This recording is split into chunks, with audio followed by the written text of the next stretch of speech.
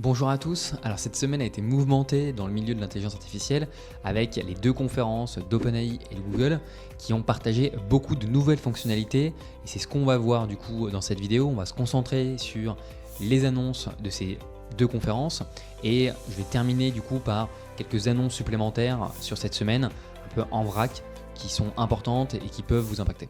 Pendant la conférence d'OpenAI, il y a trois annonces majeures à retenir. La première, c'est sortie d'un nouveau modèle qui est GPT-4o, qui a des meilleures performances que GPT-4 Turbo, qui est du coup la version optimisée de GPT-4. À peu près en termes de performance, on a 10% de performance supplémentaire sur GPT-4o, et en particulier sur la partie code, il y a une grosse amélioration de performance. Également, le modèle est beaucoup moins coûteux, il y a une avancée technologique sur la partie tokenisation, c'est-à-dire que lorsque vous faites un appel API en utilisant par exemple GPT-4o ou GPT-4, vous allez payer à la fois sur les tokens en input et en output.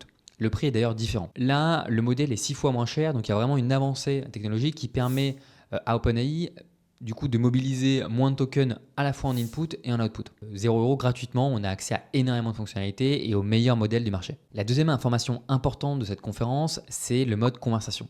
C'est la possibilité aujourd'hui du coup échanger avec ChatGPT, cette partie audio.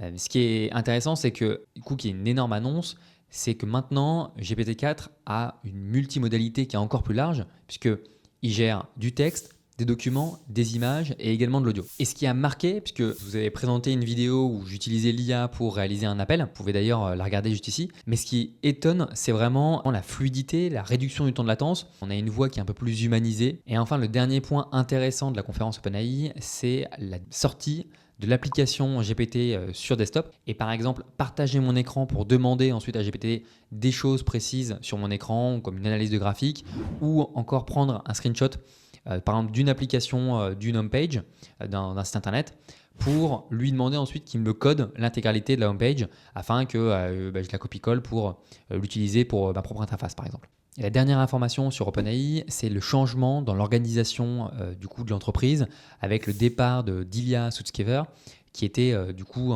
le cofondateur d'OpenAI et qui a énormément travaillé sur GPT-2, GPT-3 avec sa conférence I.O. où l'entreprise a révélé 3-4 fonctionnalités et nouveautés très intéressantes que je vais vous partager maintenant. La première, c'est que maintenant, il y a un modèle Gemini Flash qui est plus rapide, plus petit et qui peut d'ailleurs avoir une fenêtre de contexte jusqu'à 2 millions de tokens. Vous pouvez vous rendre sur Google AI Studio pour tester directement le modèle. Et l'autre gros plus dont on a parlé, c'est la fenêtre de contexte qui a augmenté, qui passe de 1 million à 2 millions de tokens, alors que GPT-4 est encore sur des fenêtres de contexte autour de 200 000 tokens. Donc il y a vraiment un rapport de 1 à 10 entre les deux modèles. En termes d'avancée technologique, Google DeepMind a l'objectif de vraiment créer des assistants IA qui peuvent être utiles au quotidien. Et ils ont du coup partagé leur projet Astra, qui est un projet où on a la possibilité avec son téléphone, une application, de partager en vidéo ce que l'on voit. Et le modèle est capable de nous donner des orientations, de répondre à des requêtes que l'on peut faire.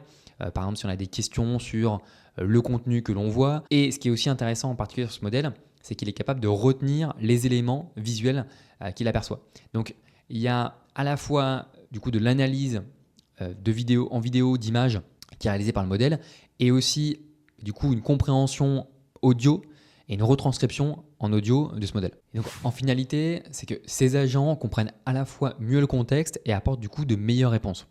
L'avenir, c'est peut-être d'avoir des experts comme ça qui sont spécialisés sur un sujet directement sur son téléphone ou sur des lunettes pour Google et même OpenAI. La troisième annonce, c'est le changement dans ces moteurs de recherche avec maintenant la possibilité déjà aux États-Unis de pouvoir faire une requête et avoir directement la réponse précise qui est générée par un modèle d'IA générative, du coup ici Gemini, qui va donner directement la réponse. Donc c'est assez similaire à Perplexity. Ce qui est intéressant, c'est qu'on peut également prendre en photo quelque chose et l'envoyer directement dans le moteur de recherche ou même une vidéo. Et enfin, l'entreprise a également présenté Veo qui est comparable à Sora sur la génération du coup de vidéos. L'outil est capable de générer des vidéos de qualité réaliste de plus de 60 secondes avec une qualité de 1080p. Donc assez intéressant, c'est une annonce à suivre également sur la partie création de vidéos. Il y a vraiment une rivalité entre Google et OpenAI Microsoft sur les fonctionnalités qui sont maintenant disponibles sur leur modèle d'IA générative. OpenAI a réussi des effets d'annonce en anticipant les annonces de Google lors de sa conférence. Elle améliore son image, elle s'impose comme un des leaders du marché, mais pourtant les outils Google restent très puissants avec une intégration de l'écosystème Google qui est très intéressant. Et ce qui est sûr, c'est que cette évolution exponentielle de l'IA profite à tout le monde dans l'environnement tech actuel. En vrac, quelques informations. Claude est maintenant disponible en Europe. Eleven Labs a sorti un modèle IA sur la musique. Et Stable Artisan est maintenant disponible sur Discord. Donc ça permet en fait directement sur Discord de pouvoir générer des images de Stable Diffusion. Donc ici, l'objectif de Stability, c'est de venir concurrencer Midjourney. Alors cette semaine a été riche en actualité. J'espère que c'est un peu plus clair sur les nouvelles fonctionnalités et les nouveaux cas d'usage possibles. N'hésitez pas à mettre un like, un commentaire si c'est le cas, si vous avez apprécié la vidéo, ou à vous abonner. Et je vous remercie d'avoir suivi la vidéo jusqu'au bout.